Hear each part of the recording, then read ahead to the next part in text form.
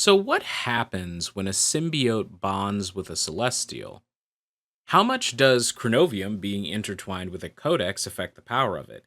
And what exactly is Null planning to do with all of these new resources?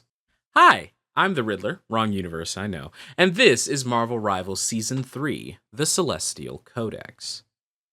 So, much like our last video, we're going to rewind back to Season 0, before Dracula and before Krakoa. Venom was trapped in quite the predicament after being dropped out of his universe and into a brand new one thanks to the time stream entanglement. We learn that this Venom, both the symbiote and Eddie Brock conjoined as always, are from one of the many timelines that were destroyed by the time stream entanglement. Luckily for Venom, he was released by the Queen of Limbo after having fallen into the realm of demons.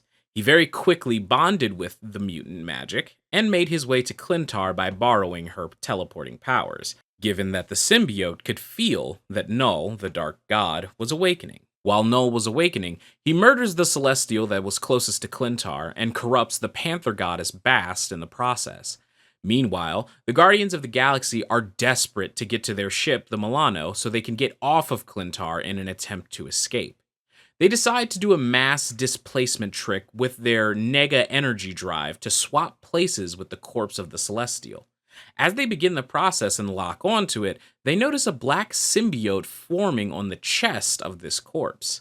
This is Venom, who, as I mentioned earlier, had portaled here thanks to Magic's bond with the Venom symbiote.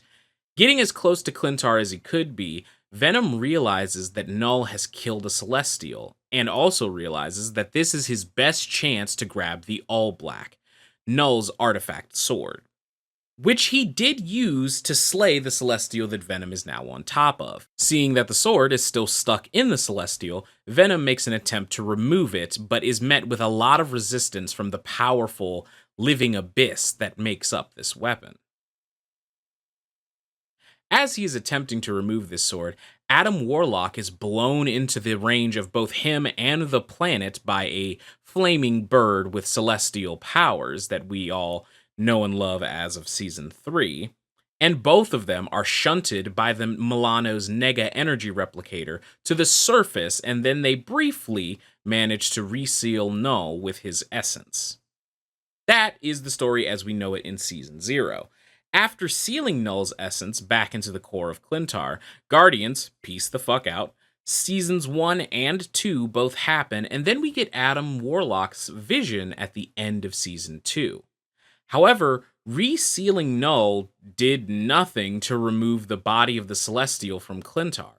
And while the heroes were busy slaying vampires and saving mutants at a giant party, the symbiotes of the planet, Clintar, began to remove the husk of the Celestial, revealing that in its core, a fragment of the All Black remained. This makes sense because Venom didn't have a chance to fully remove the Necro Sword before the corpse crashed.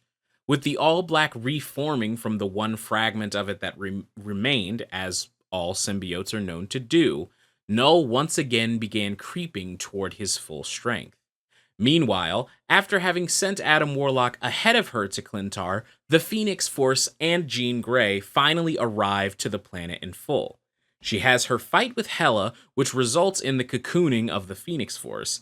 But let's get back to what exactly was left behind in the Celestial's body, and what is left behind in the body of any being that bonds with a symbiote. A symbiote codex. A symbiote codex is generally found in the host's spinal cord. A symbiote codex is also a kind of genetic record of the personalities, memories, and any unique powers possessed by the host and stored within the symbiote hive mind. Now, it may be stored within the hive mind in an abstract sense, but the physical codex is actually a thing that resides in the body of whatever was bonded with. And that physical codex has to make its way back to the hive mind to really be of any use to the symbiote hive mind.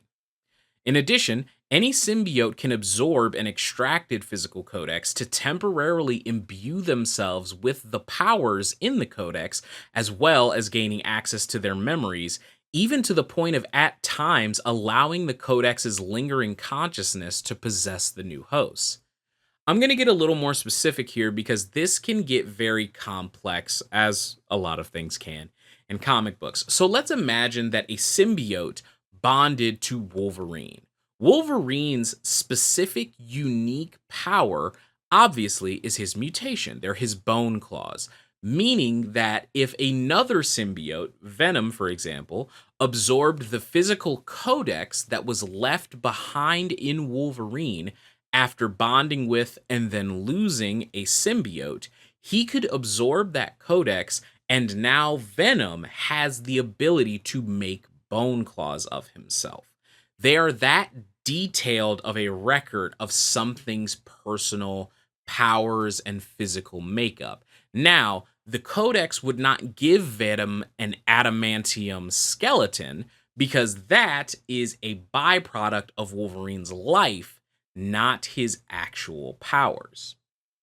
In addition, I think everyone is pretty aware by this point that Venom refers to itself as we, because the Venom symbiote, the actual physical, like gooey alien guy, that is just a symbiote. It is the Venom symbiote specifically, not just Venom, because Venom is the creature of that symbiote and Eddie Brock being bonded together.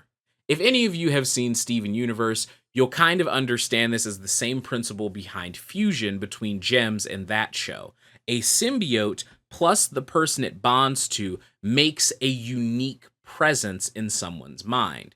So, if Venom, in our example, were to absorb the symbiote that left a codex in Wolverine, the consciousness and the memories that would come away with the symbiote would not be Wolverine or the symbiote that inhabited him. It would be whatever the combination of those two are called. Take Carnage, for example. Cletus Cassidy and the Carnage symbiote make the creature Carnage. That's sort of how it works. And that's why most symbiotes refer to themselves as we. It's symbiosis. They are inhabiting the same form at the same time. If a codex were to be absorbed, you would get the fused perspective, not the individual perspectives. But the biggest part that you want to keep in mind, dear viewer, is that you would get access to any unique biological powers that that person has.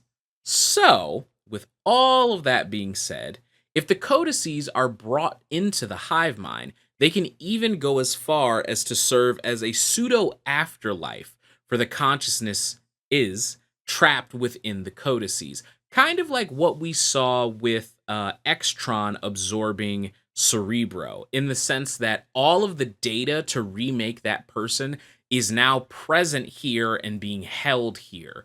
And if it were to be freed and implemented into an empty body, you could theoretically resurrect one of the consciousnesses within a symbiote codex. Also, take a shot every time I say symbiote or codex. My goodness. All right. All of that out of the way. You can only imagine the type of power and knowledge and presence that Null could be privy to if he were able to add the Celestial Codex to his hive mind. In particular, this would not really be an upgrade for Null himself. As a primal cosmic being, especially Null being one of the oldest primal cosmic beings, the Celestials are not as strong as Null, but they're still pretty goddamn strong. And more importantly, they still have access to a type of power that Null does not really have at his behest. If he adds the Celestial Codex to the hive mind, he boosts the power of every single symbiote that serves him tremendously. So as you can imagine, it's not really a thing that we want to have happen. Now, if you can imagine that, remember that everything in Marvel Rivals, as I have been screaming from my conspiracy theory board since season 0, everything has Chronovium in it. It's everything. It's everywhere. It's the driving force behind everything. I'm not crazy. I can prove it. And when the codex, since it is a physical thing, even though it's biomass, it is still a physical thing. When that celestial codex was formed, chronovium suffused through it, meaning that not only is it a celestial codex, it is a celestial chronovium codex. So it's like three Marvel MacGuffins stacked on top of each other and made into a Scooby Doo esque sandwich, if you could imagine. The Phoenix, Jean Grey, wants to harness the chronovium within the codex to try and speed up the process of hatching the Phoenix egg in order to combat Null. Null wants to use the chronovium and the Celestial Codex in order to retrieve his sword, the All Black.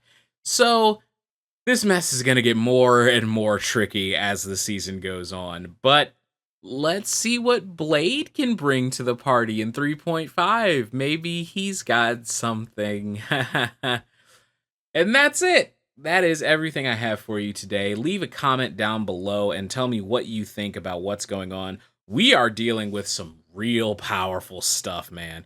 I understand that Dracula was bad, but he was still within reason for a lot of the characters that we're dealing with. A lot of people are out of their depth dealing with things like Null and Celestials and the All Black. But of course, luckily for us, our canon team on Clintar has gotten a little bit of a Phoenix Force power boost recently.